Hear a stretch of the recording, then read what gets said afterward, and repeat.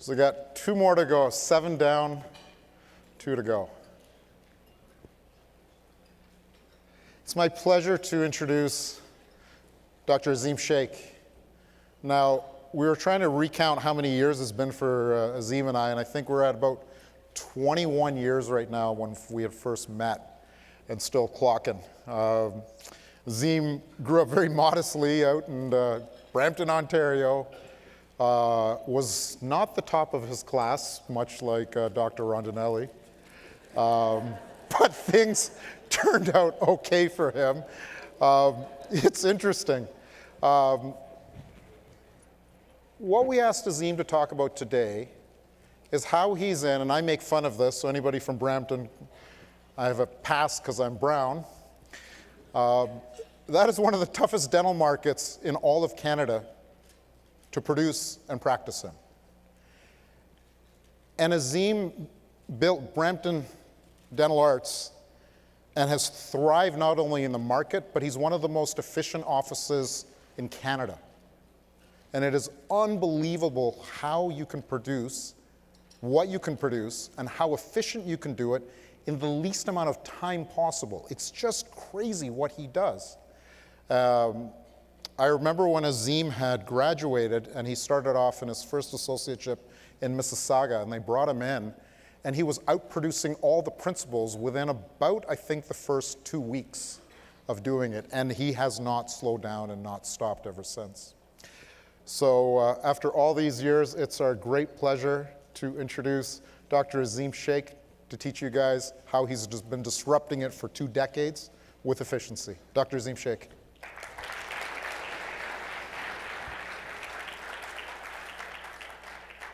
You're up, buddy. Front and center.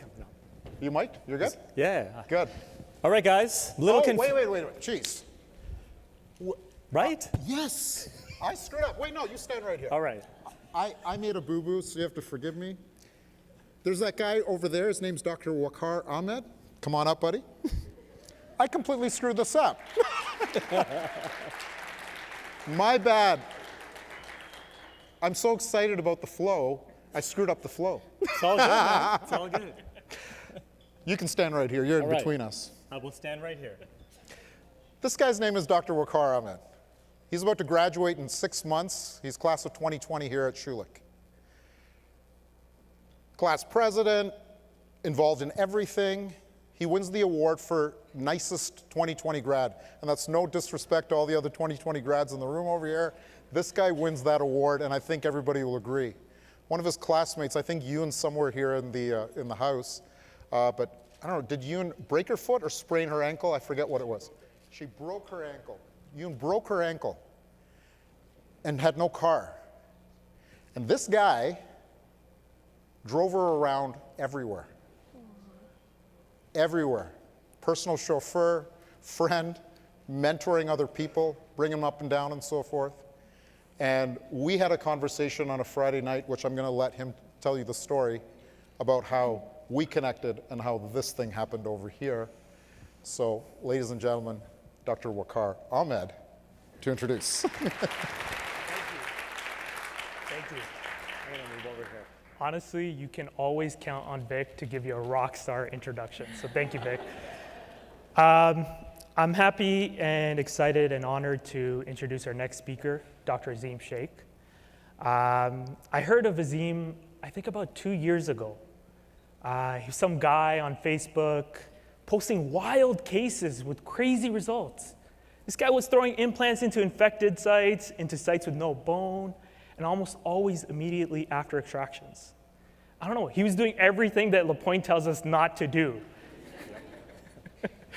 I knew after I saw that, I had to meet him. So I found out he graduated in 2003, so naturally we connected through Vic, and the rest was history. I can honestly say he's one of the most successful dentists across Canada. His solo GP practice operates pretty much like a specialty practice.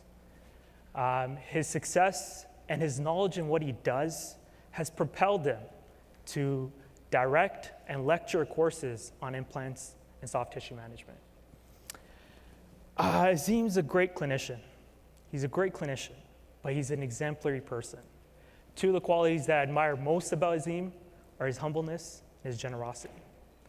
He's generous with his patients, his staff, the dentists that he mentors, some of whom are here today. But most importantly, he's generous with his time and his knowledge. I remember the first time I spoke to Azim over the phone, we talked for almost 2.5 hours. The first time I ever talked to this guy was for 2.5 hours. The first time I met him, he gave me a book on suturing, and he told me he'd kill me if I ever lost it.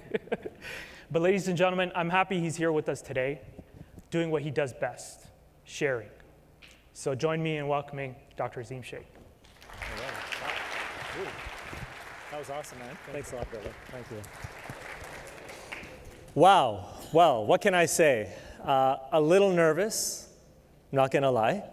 But I am absolutely honored and privileged, obviously, to be standing in front of you here today, especially with such amazing speakers. I mean, can we just give everybody a round of applause? I mean, this has been one of the best.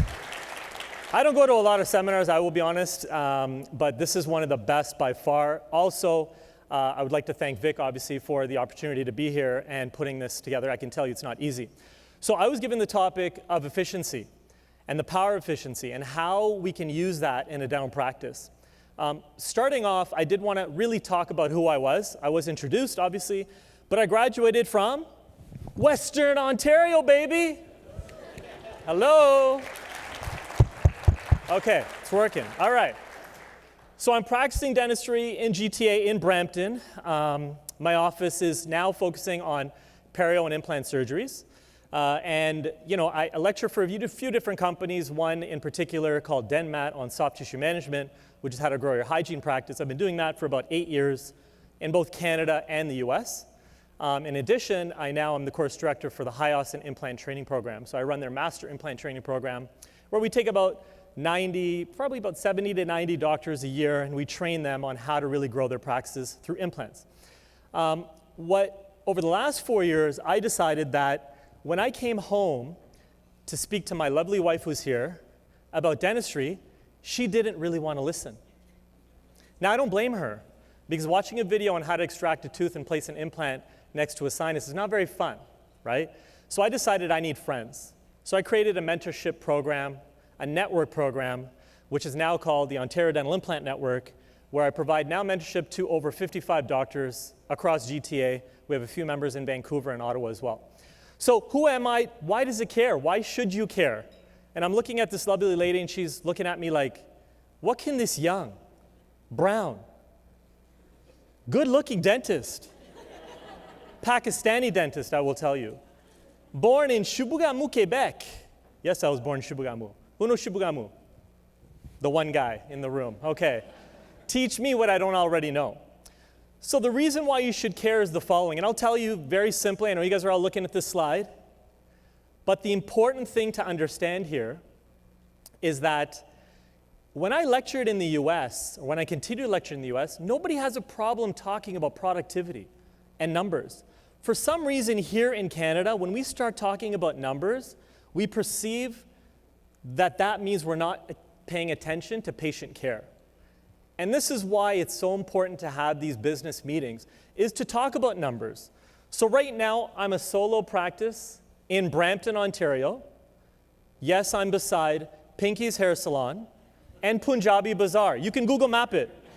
Who wants to Google Map? You do it. Okay? All right, we're grossing about $2.7 million a year, and that's a solo dentist with 2 hygienists. I'm just a brown guy trying to make a living, man. I'm not the fellow of the Academy of Pierre Fauchard. I don't know, is that an academy? No? Okay. But what I can tell you is I'm not doing any evenings. We're not doing any weekends. It's one doctor. So for those of you who are associating, and I'll tell you, hats off to all these DSOs, all these wonderful minds. I'm not as smart as they are. I could never manage more people than the 5 staff that I have. I'll tell you. But for me, my focus was on one practice right from day one. And to pump that, to make that so efficient, to spend all my energy focusing on that's what I was going to retire upon. So currently right now, and this is a bit old, I think we got the old slide presentation up actually, okay? But that's fine, we'll roll with this one, is I'm at 12 million net worth, all right? What does that mean? Basically, we got a lot of cash in the bank, everything is paid for. This is the office. And remember, this office is in Brampton, Ontario. Why? Because it's important to start with a vision for your practice.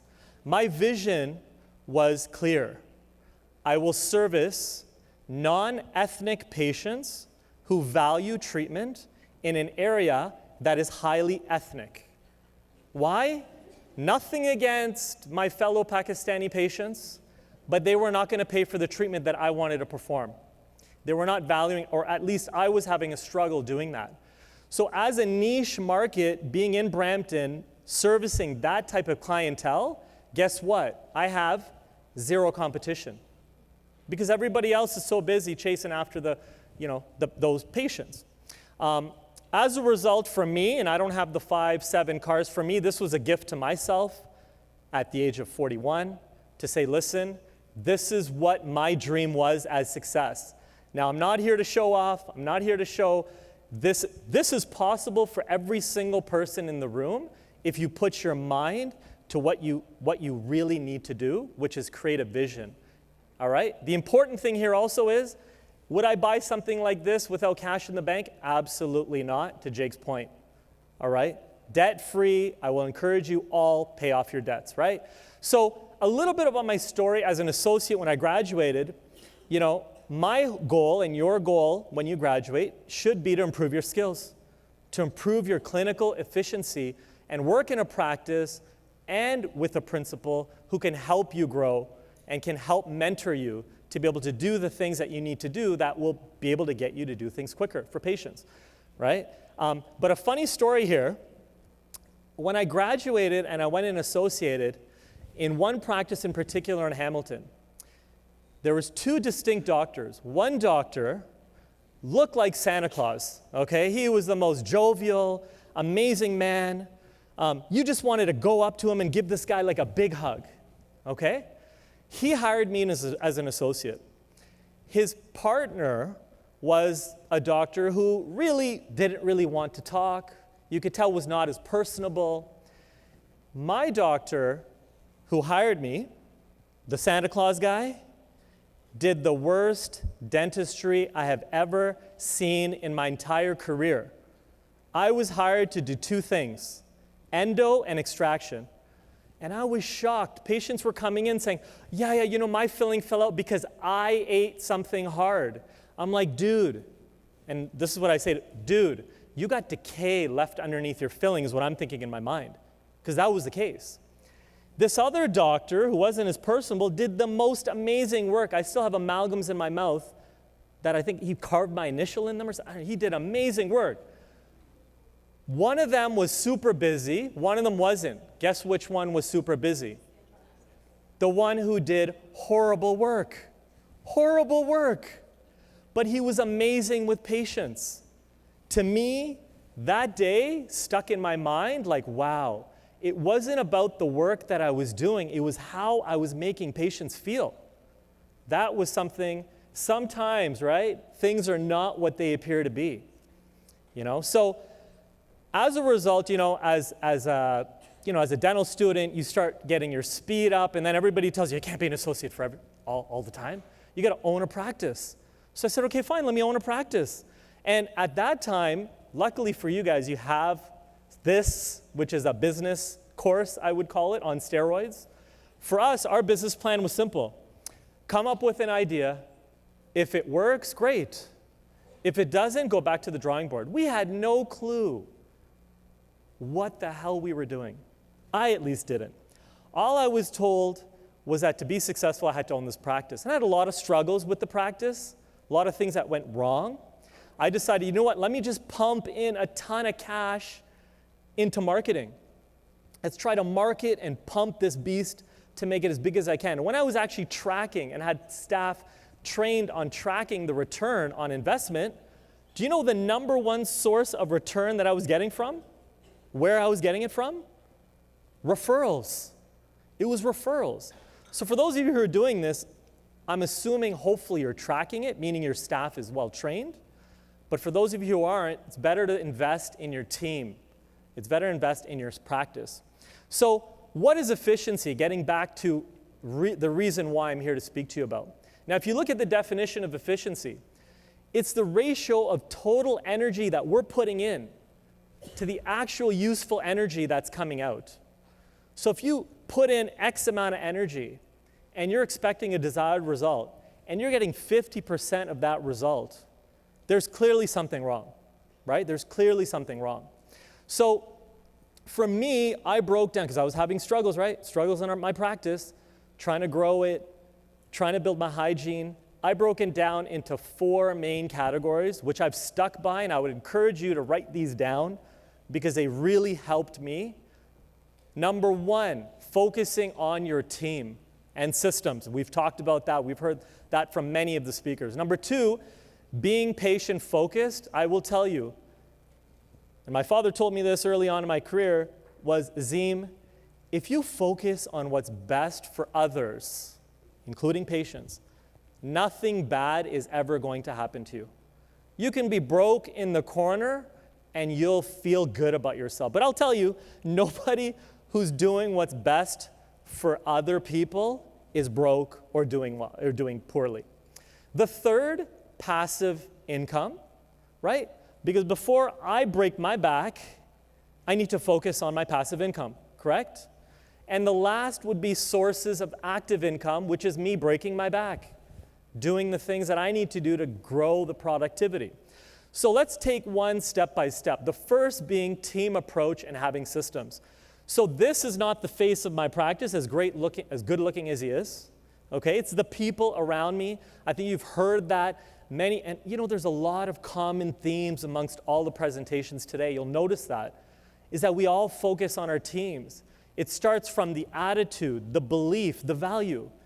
If you are so passionate that this patient needs a crown, yet your staff has an endo-treated tooth that they're not going to put a crown on, and now you expect that individual to tell the patient they need a crown, you've got something wrong. There's something wrong going on there. Your staff needs to value and believe in what you're selling, right? We sell dental help every day. That's what we do, whether you want to admit that or not. And their values. But it's important to have key systems and processes, and people run those systems in a practice. And if you don't empower your staff to do that, or your team, then you're not going to really get very far. Customer service, I will tell you, is key. For somebody in Brampton to be not doing evenings and weekends is unheard of.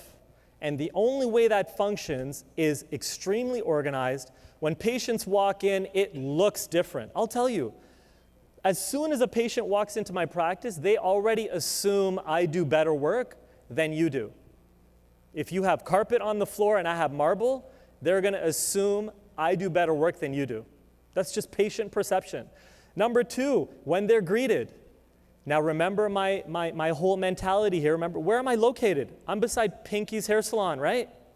When people come in, does Marlene, Trisha, or Val speak Punjabi? No.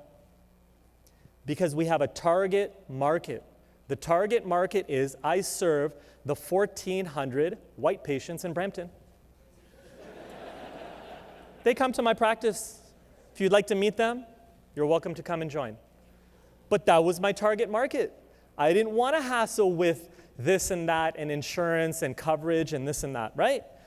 But also you have to ensure that when patients walk in, it doesn't smell like a dental office. We burn a candle in the morning for 30 minutes in the morning and 30 minutes in the afternoon. It is part of our system.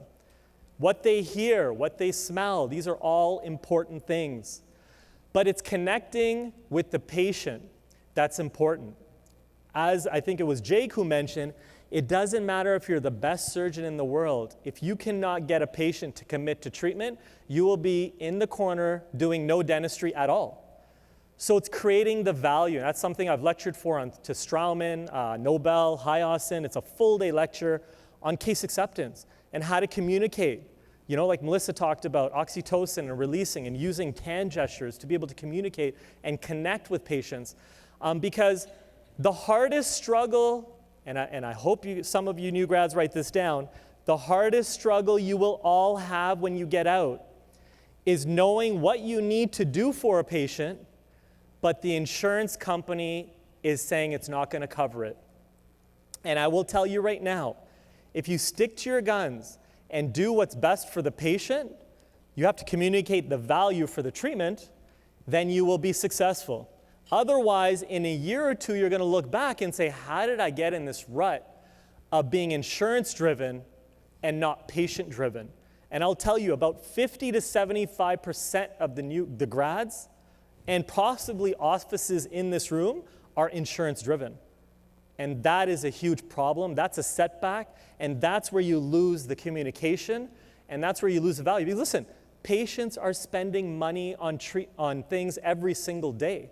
The same patient that says, no, I don't want to spend $20 on a cleaning, just walks outside and steps into their $1,200 Mercedes, right, a month. So when doctors come to me and say, my patients are not going to pay, all I'm hearing is, blah, blah, blah, you can't create the value. That's the problem. And that's what you need to learn, how to create the value. And it starts with your team first, and then your patients. But what's really important is, and I think Melissa also hit the nail on the head when she said listening to patients. Let me go back to this. Many of us listen with the intent to reply. So when you're listening to a patient, you're already thinking about how you're going to respond. That's not listening. That's not active listening. You need to truly listen and then keep things simple.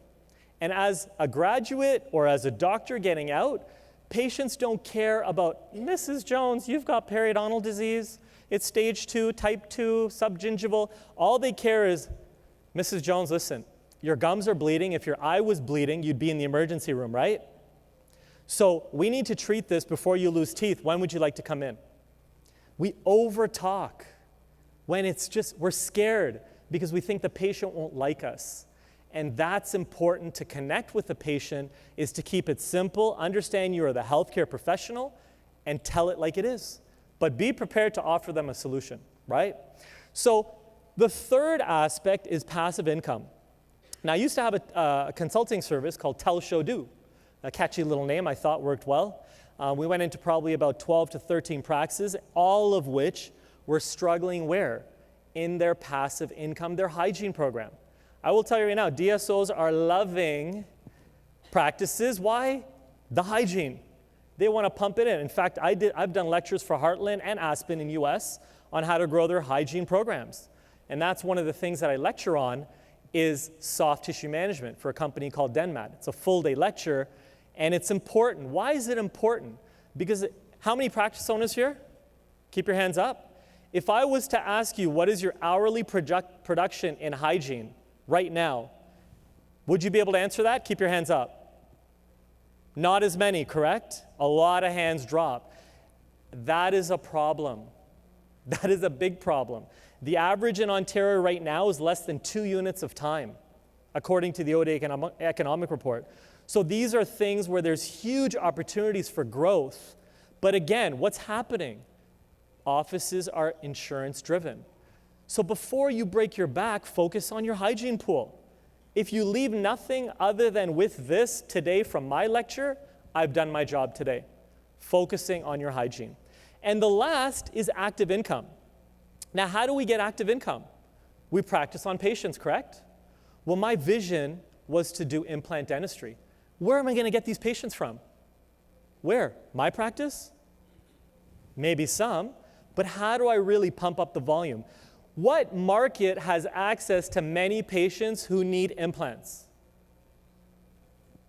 Denture clinics.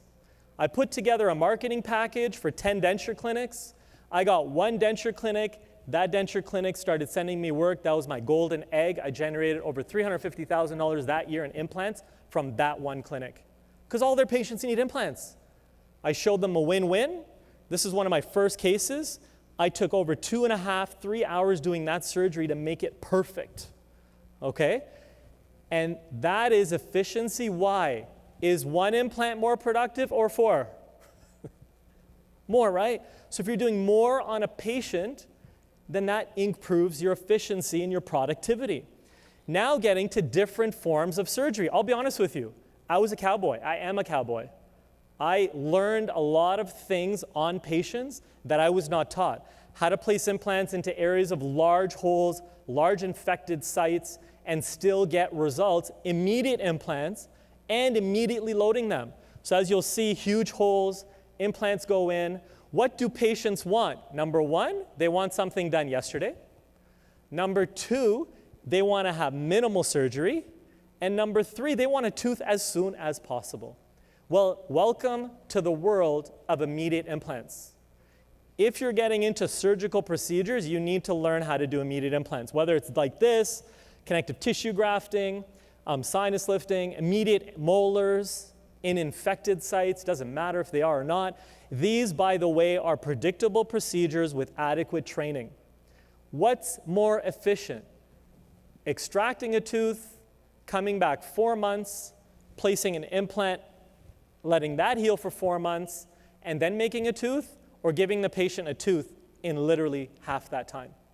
What do patients want? Half the time. Can you do it predictably? Yes, you can. You just have to have the training. That's right. So for me, what that did now was by pushing the envelope, pushing my skills, I was able to now including IV sedation or sedation, because we're trying to do more procedures on a single patient at the same time, right? That's where Jake talked about quadrant dentistry and gaining your skills to be able to do more in a single time. These two cases were done the exact same day. This is an all-on case. So the patient, these are the old slides. But what I was supposed to show here was 2 cases of all-on. Each case generates about $52,000. So in one day, we billed $104,000. One day. That's one day. Is it possible? Yes, it is. With efficiencies on surgery using sedation, different forms, I would encourage you all to learn sedation because that'll allow you to treat even more patients, more in a shorter period of time, okay? So all of us think of active income as basically, in essence, working on patients, correct? Right? This is how we produce. But many of us in that mentality are boxing ourselves into a certain corner, are labeling yourselves as this is all that I can do. And what I will tell you is there's many more opportunities that are gratifying to improve your active income. Number one, teaching. Teaching about something that you're passionate and working with companies can generate $4,000 to $5,000 Canadian US per day teaching. Once you get, building your reputation, going from this. So that's a great day, yes or no? Great, right? I'm not bending my back. Is teaching something, because by the way, these surgeries that I'm doing are generally about 4 to 6 hours each case. That's not easy. Now multiply that by 2. That's a 12-hour day. So it's very taxing on the body, right? But teaching and getting in front of people really kind of helps, number one, to share our experiences, but number two, produce active income that can help, and that's something you can do for the rest of your life. But you need to find a passion, and you need to ensure that you're good at what you do, right? Those are the criteria where these companies will let you come up. But also mentorship. Mentorship, going into other practices, or having doctors come into my practice and do cases that they don't feel comfortable doing, and allowing me, again, I'm charging these doctors to come in for mentorship. That's another source for me of active income, but it also helps other doctors learn skills that they were not able to acquire anywhere else. So I think it's important for us as dental professionals to think outside the box, to really understand that we're not just going to work here. We can do other things like businesses, like Hasham and a lot of, Michael, they're all doing wonderful things in dentistry I never even thought were possible, right? So, reinventing the wheel is just something that many dentists try to do. We feel like this ego is, I did this and I did that. Why? When there's so many amazing people out there who can help, right? So would anybody go take a trip to Mount Everest and show up to climb that mountain in shorts? Would you do that? Would you ever do that? The problem currently right now in many offices, and how do I know that? I have a network of 55 doctors who are on a group chat. Many of us are not prepared. We're not prepared to deal with a patient that comes in. If we know they're going to ask about insurance and you're not prepared to answer that question, well, you might as well just go right back to the drawing board. There's no point in having the conversation. You're not prepared. It's like preparing for surgery. You know, I'm doing a live surgery course next weekend, and I know there's going to be doctors showing up with scissors that I can literally cut grass with. They're not prepared. So you need to be prepared. Preparation is the key to success, and it's the key to being efficient.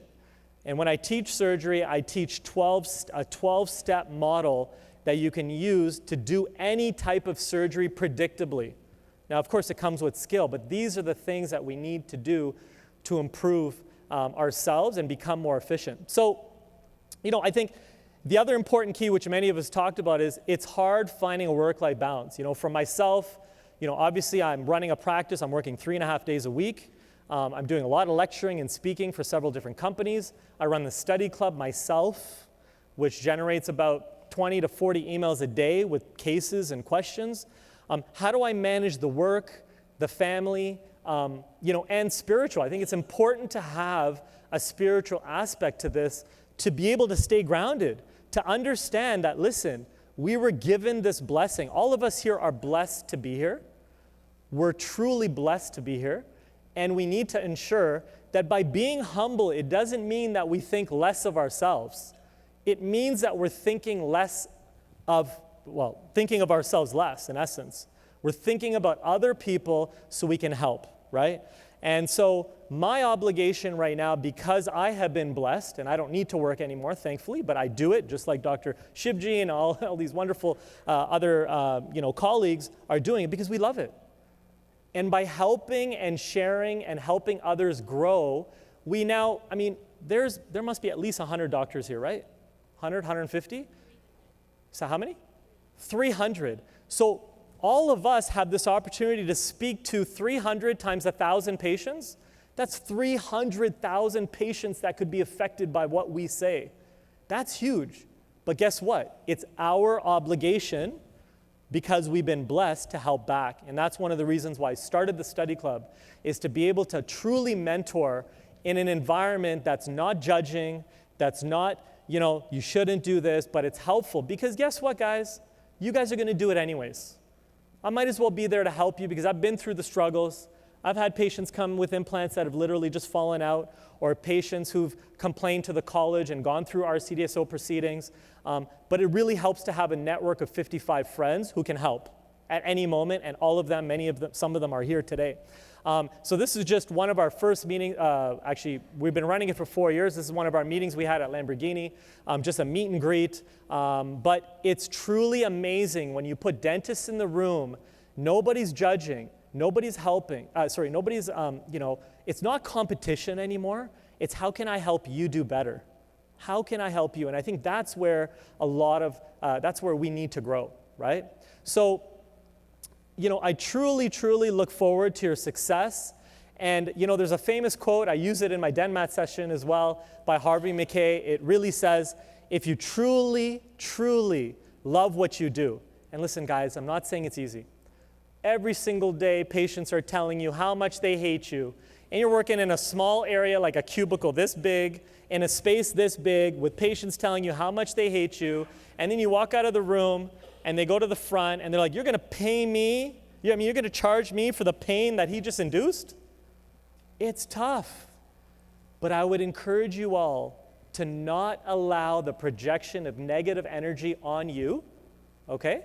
To really, really focus on the fact that if you've done what you could, and you've offered your patient the most efficient way to do things to the highest quality, then you shouldn't allow that negative feelings to be projected on yourself. So if you love what you do, you'll never have to work another day in your life, right? And that's, for myself, I don't work anymore.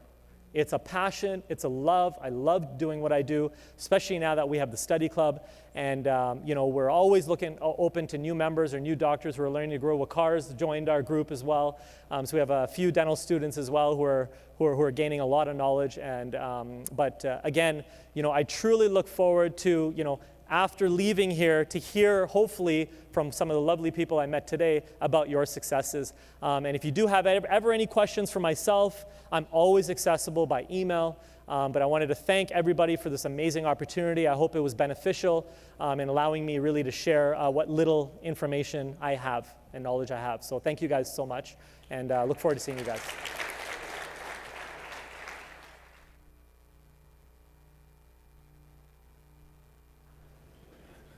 Thanks, Azim. As I said, Azim's been rocking it out there in Brampton for quite a lot of time. So thank you again for sharing all your thoughts.